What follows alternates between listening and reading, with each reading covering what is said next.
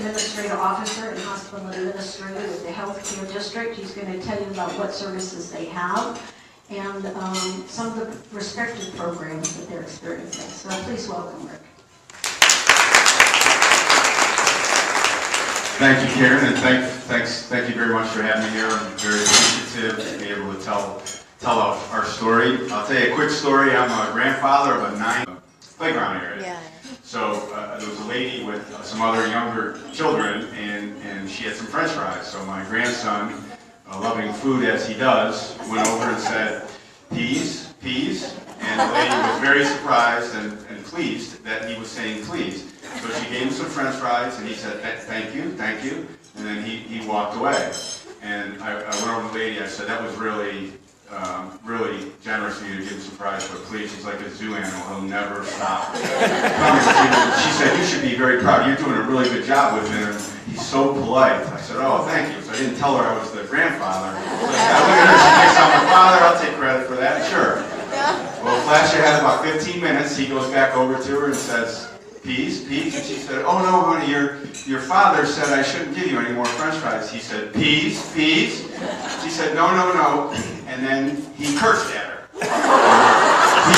He used the big word, and I was about 20 feet away, and I just sort of sheepishly walked over to try to get him, and I just told her, I'm just the grandfather. I have responsibility there. So, that is an absolute 100% true story. So again, thank you. And so I'm going to give you an overview of the healthcare district and really tell you who we are and what the heck we are. We get a lot of questions from people, I think, that think perhaps we're part of the health department. We're not. We're a special taxing district put in place by the citizens by referendum 28 years ago. Started with trauma because there wasn't a trauma system in the county, and then it spread for safety net for the uninsured and underinsured who were showing up in ERs very sick, who didn't have primary care, etc. So we kind of grew from that. So we're the safety net organization. We see people in the community, in the county, that otherwise wouldn't get care or certainly wouldn't get any primary care. I'll speak to the hospital out in the Glades. And all the things that we do, but we serve a population of people that live in the county that would not get health care if we did not exist. So for every dollar, so our funding in part, as I'll show you, comes from property taxes in the counties, where for every dollar of property tax we get about 5 cents.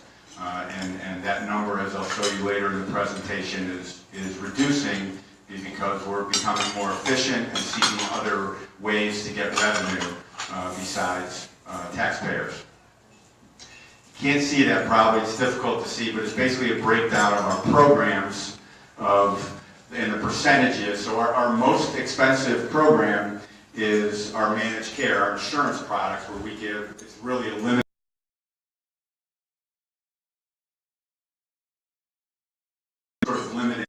women's health, but it's not a full-blown insurance plan, but those are for people who would not have qualified on the exchanges to get insurance. And you'll see up here about $143 million from the property taxes, and the rest of this revenue is our net revenue from insurers, private payers, and government grants, etc. And I'll speak to that as we talk about the different programs that we have. So the trauma system, again, we kind of started out, I think, with trauma.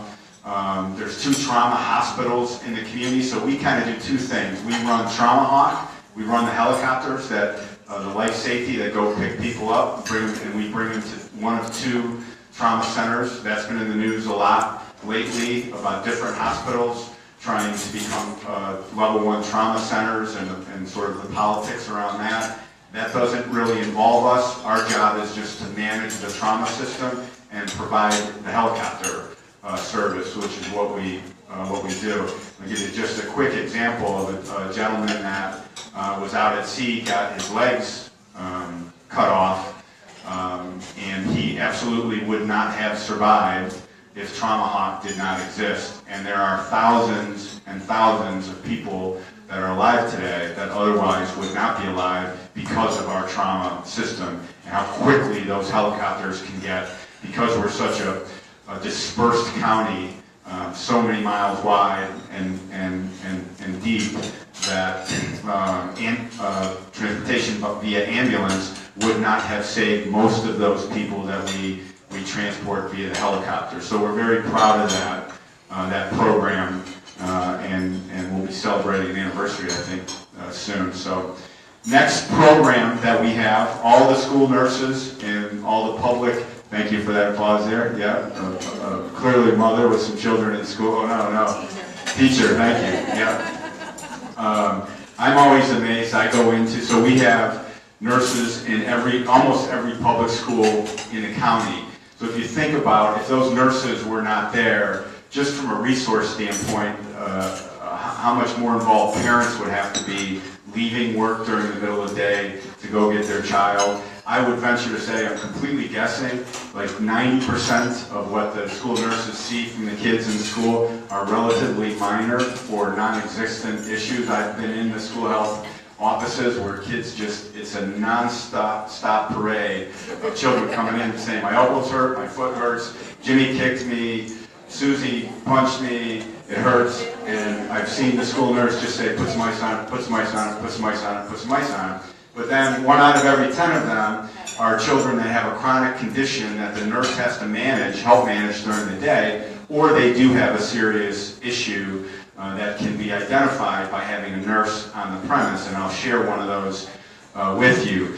In this particular instance, child comes in to see the school nurse. She notices something that we've been told by our physicians, that most physicians caught. Child was rushed to the hospital for emergency surgery. Child is absolutely 100% today and fine, but if that school nurse was not there, and I think particularly this specific school nurse perhaps, that child would not have survived that day or within a couple of days. And again, one of the great things about our organization is that every single day somewhere somebody's life is being affected or saved because we exist. And it's a pretty good foundation for the culture that we have organizationally. Next up is our primary care, dental clinics and pharmacies. So you see them dispersed around the county, and we provide, as it states, primary care, women's health, dental services to people who otherwise would not have primary care services, and then might go months, years without getting primary care services, show up in an ER somewhere with very significant health issues. We're able to provide, I think they saw 37,000 different patients last year, most of whom are uninsured, and over 60,000 visits across that spectrum of dental, women's health, etc. So the real lives that they affect every day, again, of people who wouldn't have primary care. It's a perfect fit for us. We took over the primary care clinics a few years ago from the Department of Health, and that's probably where our growth is. It's where the need is as more people move into the county that do not have insurance, do not have any means of primary care. We're able to provide that, and the majority of the funding for these federally qualified health clinics come from the federal government and HRSA. They're not provided by the taxpayers here. We certainly contribute to it, but the majority comes from those federal funds and grants. Acute Care Hospital in the Glades. So this one is close to my heart. I have a dual role with Healthcare District. I'm the administrator at the hospital in Belglade, and I'm the Chief Administrative Officer for the district.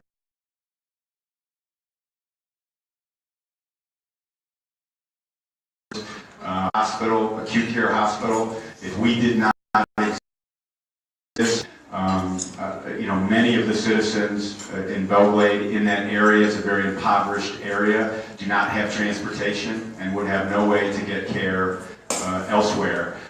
There's a state legislation that mandates that we have, enabling legislation that mandates that there be an acute care hospital in Belglade, and it's a very important part of our system, and I can speak to it every day, that we have patients there who otherwise would not. Our emergency room is very busy, who would not be able to get care. I was just telling a story earlier, a couple weeks ago, we had a gentleman come in, he passed away, came in through our ER via ambulance. He passed away and literally had no next of kin. And it took us close to a week to find somebody who knew the gentleman, and he was living in an absolutely impoverished state and starving. And he was an elderly gentleman and had no other means for help. But those sort of stories are daily stories for us in Belle Glade. And it's a group of employees, about half of which live in the area in the Glades, and half probably live closer to the coast or Miami, that are absolutely dedicated to the mission of the Glades. So we're an important piece of that. Here's just an example. Individual went for that screening in our clinic. They found polyps via colonoscopy. She had never had one, nor would she have had one if we did not have a primary care clinic out there. And our general surgeon, Dr. Carries, who's shown there, is an Ivy League educated surgeon, and he could probably make about 4 times what we pay him somewhere else, and he drives from Miami every single day. He's our only surgeon. He's on call 24/7, and he's absolutely committed to our patients and to our mission. And we're very, very proud of him and all the people out there. Next up is the Healy Center, which I think used to be called the County Home, which has such a negative connotation to it, though they were in a facility up till a few years ago, in a facility that looked like a county home. They are an award recently recognized as among the best skilled nursing facilities in the United States.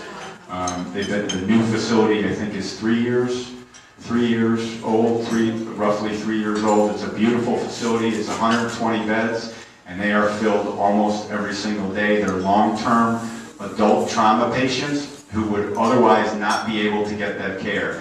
Normal nursing homes would not accept these patients because of the compensation issues, lack of insurance, etc. But generally, they're adults that have had some sort of significant trauma, and many of them stay for weeks, months, years.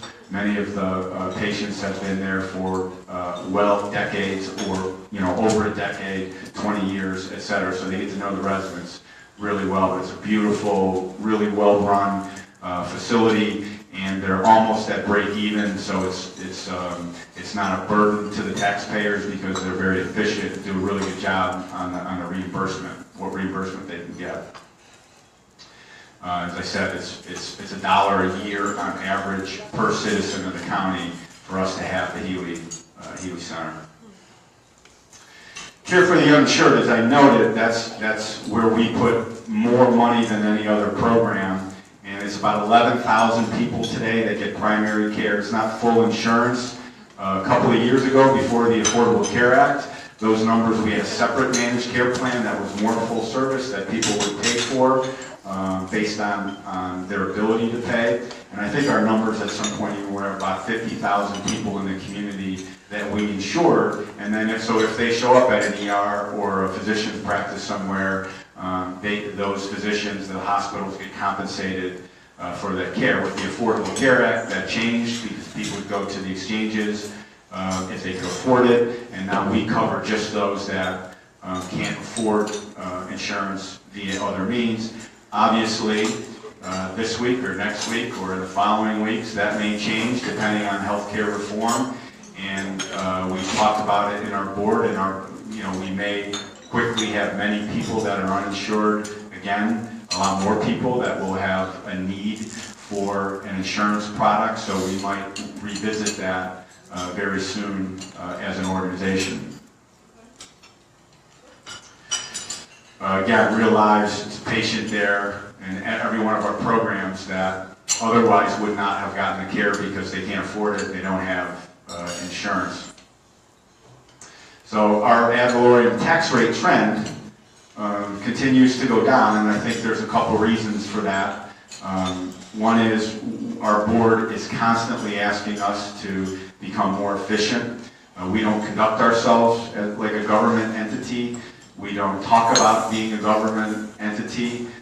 We're a healthcare organization, and we try to be the most efficient, effective healthcare organization we can be, and seek revenue sources to the extent we can. And that's those additional revenue sources where we can get it in grants and federal dollars and insurance reimbursement, et cetera. We work hard to do that.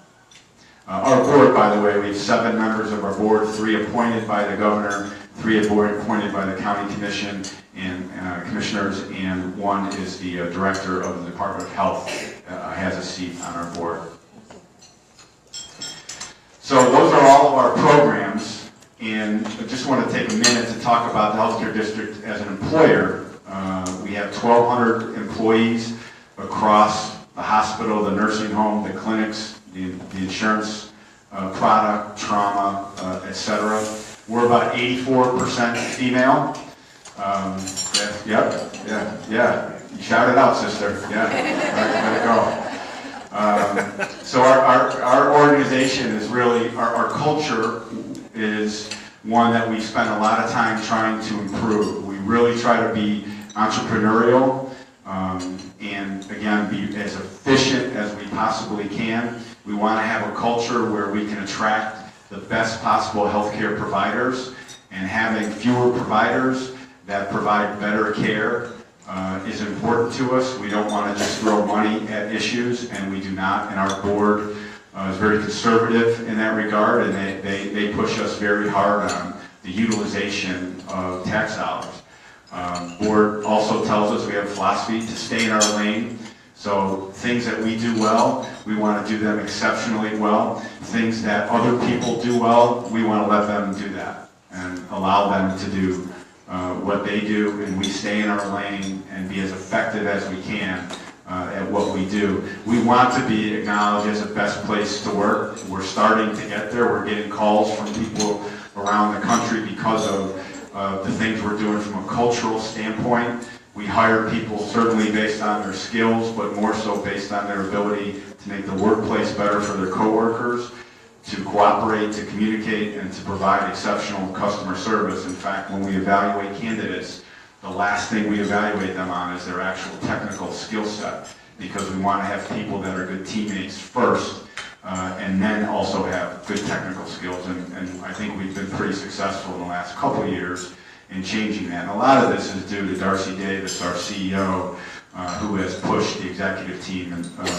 down that path. We have a wellness program for employees that I think is exceptional, that I've always thought we're a healthcare organization. Shouldn't we afford our opportunities to our employees to be healthier, right? Healthcare people who work in healthcare disciplines are typically among the least healthy disciplines, industries in the country. It's because they're so busy caring for other people, they don't care about themselves. So we've taken affirmative steps to try to encourage and incentivize our employees to make healthier choices. And I won't go through the stats, but our employees have lost thousands of pounds, have quit smoking, have reduced cholesterol, blood pressure, etc. And for the taxpayer, what it means is lower healthcare costs for us. And our healthcare costs over the last 4 years have averaged about 1%. And I think the state of Florida has been about 12 to 18% average, and that's direct result, I think, of our wellness program. Just want to mention health information exchange. So if you go to a hospital or get care or radiology practice somewhere in the community, and then a week later you're in an ER or a different physician, unaffiliated physician practices, that medical record information is not shared. Can't be because of the HIPAA laws, etc. But there's these things called health information exchanges where you can, it's not all of the health record, but it's a portion of that, so that you can let one provider can know if you were in the ER and received certain narcotics 3 nights later and you're in a different ER, they will at least know you were in that ER. So we're working on implementing a health information exchange within the district first. We know we have to become expert at it ourselves, and then our board has a CEO of a local hospital recently resigned. He's accepted a position up at Tampa General, which is a 1,000-bed hospital, I think somewhere around 12,000 employees, and he's going to do very mandates to get someone who can run a complex organization like that. It's what the market pays. Yes, ma'am. Are there other such organizations around the state Yeah, no, we're pretty unique. There are other types of taxing districts, but there's only, I think, 2 or 3 in the country that we're aware of that are similar to us and provide the same depth of service. Yes. Yes, ma'am. Do you have a mental health component? Well, in our clinics, we do. So if somebody comes there and they need a mental health services, we have a behavioral health component. But if there's complex needs on the behavioral health side, we refer those patients for care elsewhere. Yes, ma'am. Yes, mentioning that you were striving to be more and more effective. Mm-hmm. Could you give us some examples of those kinds of processes? Yeah, I think it's more staying in our lane. So I think historically when if something came up that wasn't health related, I'll give you a great example, and that is the homeless problem in the county. Certainly absolutely a significant issue and has healthcare ramifications, but it's not something the healthcare district is expert at trying to manage. And in the past, I think we've tried to get involved and spend resources in trying to address that in some way. But it was ineffective because it's not what we do or who we are. We can certainly help on the healthcare component, but that's one example, and there are many of, I think, that in the past programs that we tried to get involved with or allocated resources that weren't effective because we're not good at it. Yes. Yes, ma'am.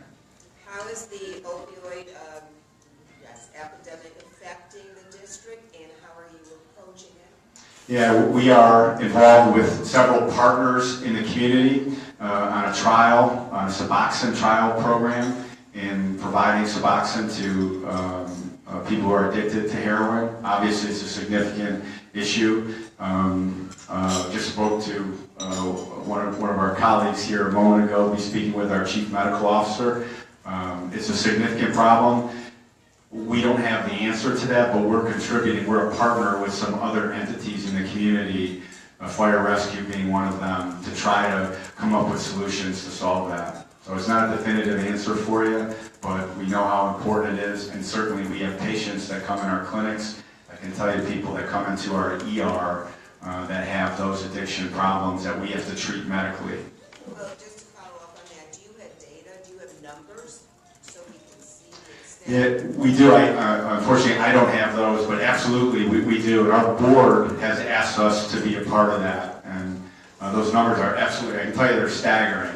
The number of people that the heroin epidemic in this county, I was just told there was an article about us, this county, in the New York Times today, about Boynton, or was it Delray Beach here, and the homes, the sober homes, et cetera. They're a significant problem, and we know we're going to have to get more and more involved to try to help solve the issue and be a part of that, but we won't be the entity that's leading that. Sir, you have a question? Two things. Number one, can you repeat people's questions so that all of us can hear what you're saying? Sure. Number two, what is the relationship between Wambach and South County, North County mental health centers? We don't have any formal relationship. What's the question? Oh, sorry, look at it, I already screwed up question number one. All right. Oh, yeah. The question was, what's the relationship between our primary care clinics and the behavioral health centers that would not be? We don't have a formal one, other than there may be referrals to and from those two entities, but we don't have a formal organizational relationship with them. Yes, Last ma'am. one, in your own opinion, what may be the best solution when right now Trump administration is trying to revise, Obamacare or whatever? In your opinion, based on your experience working with the healthcare program, what might be best revised program that will satisfy, every sector of citizens, rich, poor, middle, or whatever? Sure. The question was, what's my opinion about sort of healthcare, what's the best solution to healthcare reform? And I guess my answer would be, if I knew that, I would be consulting and making some of those CEO dollars that someone referenced there earlier. Obviously, it's a very complex and hot political issue for those of us in the healthcare industry, right? We just want to be able to take care of the patient and be able to stay operational, right? And get reimbursed at least to some level that we can remain operational. And we hate to see people who are uninsured because we know the cost of not getting primary care, et cetera. So I'm not avoiding your question, but we're not we don't take a stand on the political issues, certainly because we do receive government funds, but we know how important that issue is. Yes. This is just kind of a response to that our healthcare system. Other countries have it down. They've been doing it for decades. Why are we reinventing the wheel? Why don't we just find out what works and try to reproduce it here? Seems like a reasonable Yeah. thought. Yes, ma'am. Like, duh. Are you part of Body Fit Street network? No, Oh, you're not. no. Oh, you're not? Oh, I thought you were. Well, and the question was, Oh, the question was, are we part of the 45th Street network, the Jerome Golden Center? Is that what you're referring to? Or no, we're not. Obviously, they're partners with us on the behavioral health side, and we refer patients to and from, and we talk to them all the time. But we don't have a forum. We actually give them some funding, but we're not formally associated with them. So is there a way to be served at your? In your There is not. In fact, I would suggest it's probably quicker than getting in a normal primary care visit somewhere. People can walk right in, don't need an appointment at all of our clinics. Certainly they get busy. The ones that are well established now get busy, but we do our best to see them as soon as we can and have a large walk-in population. And what type of paperwork does the patient have to bring to qualify? For care, if they're just receiving care, they don't need to bring any paperwork with them. Right? If they want to get on our insurance program, as I noted, they have to show citizenship. But if they need care at the hospital or in the clinics, we ask for a co-payment from folks, but they're not required, because they're federally qualified health clinics, not required to give us anything. Yes, ma'am. Could you explain a little more about the federal funds that you do receive? Sure. So the question is, gosh, I'm awful at that, all right? The question is, could I elaborate on the federal funds that we receive? So those federally qualified health centers run through an entity in Washington called HRSA that are designed to provide primary care around the country for the uninsured and underinsured. So you have to submit for a grant to that organization, to HRSA, and then they give you funds operationally and capital funds to run those clinics. And where does that organization fit in the federal government?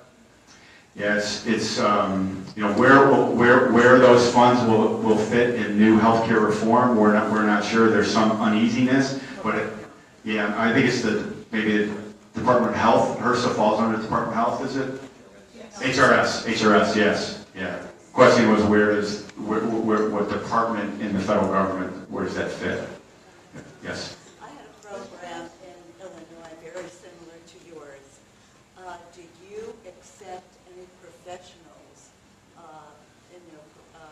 as volunteers in your program? We do. Nurses, social workers. The question was, do we accept professionals being able to volunteer? And we're no different than any other health organization that someone would have to go through sort of a rigorous background check to make sure. We can't have internships. We have volunteers at the hospital, but generally they don't provide patient care. So if you're providing patient care, you have to be an employee or a contracted physician or provider. Yeah. Yes? So first of all, thank you so much for coming. Sure. Giving us all this information. I mean, this is amazing that you all do all this work. I had no idea. So I deal with some people who have Medicaid and Medicare, however, they don't get dental work. Can I refer them to you? You absolutely can, to any one of our clinics that provide dental services. We'll soon be providing dental surgery in our OR out at Lakeside Medical Center for those that need it. It's another program that just changes people's lives if they haven't had dental care for years and then come to see us and get that, just their self-confidence. I mean, the stories there are pretty amazing as well. But absolutely, our clinics would love to see those folks if they don't have any other means. Mm-hmm. Yes, sir. I would just like to let everybody know, who are dealing with mental health issues, that this county has all kinds of resources that I've only recently discovered. I have no idea. And one of them is NAMI, National Alliance of Mental Illness, and they have all kinds of services that are available. Most of us who are new to dealing with mental illness problems just don't know the resources. And I'm letting you know that I just discovered we're not on our own. There's all kinds of help in Palm Beach County. Thank you. Thank you. Appreciate that. Any other questions I can answer for you? Yes? I just have a comment. It seems to me that there's going to be quite a crisis coming on now with healthcare in the whole country. And do you all have the funding to be able to support the amount of care that is needed? It would be up to it would depend on the need, right? For us, something that we can, if there's a gap, right? We're the safety net organization. If there's a gap in care and it's within our mission, then our board, as I noted, has the ability to levy increased taxes for more funding. We haven't done that in several years, but certainly, depending what happens nationally, it's a possibility, but that's entirely up to our appointed board members. Yes? So you say that for 28 years as the county mandate that you exist, is there a threat that would ever be taken away? How does that work? Yeah, there's certainly no immediate, but certainly, yeah. If someone didn't want the healthcare district to be here, that could be put to a vote of the citizens of the county. Absolutely. So you mentioned that you're a not-for-profit. Yes. So do you do any kind of fundraising? We do not.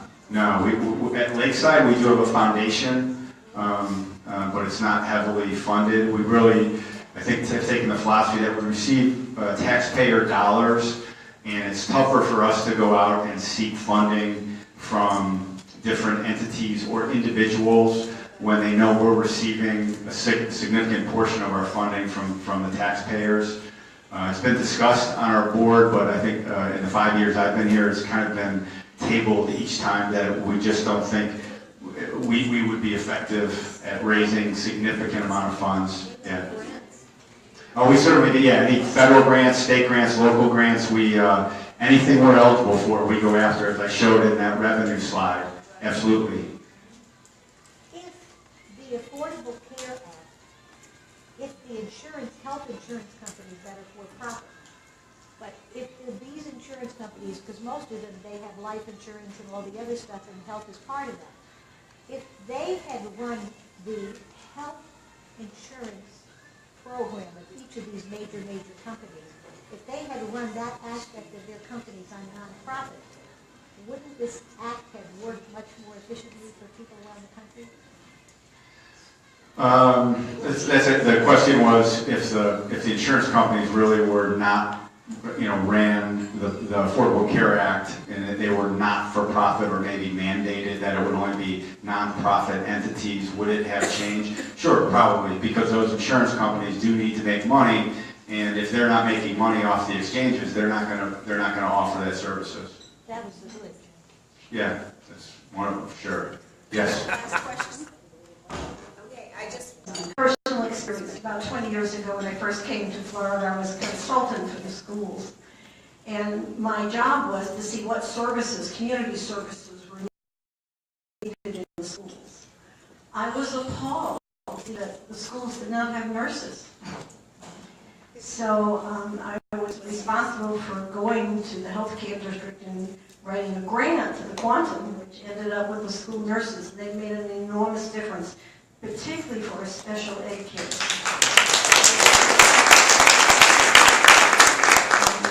It's really wonderful to have those nurses in place. You never know when one of those kids is going to break an arm on the playground.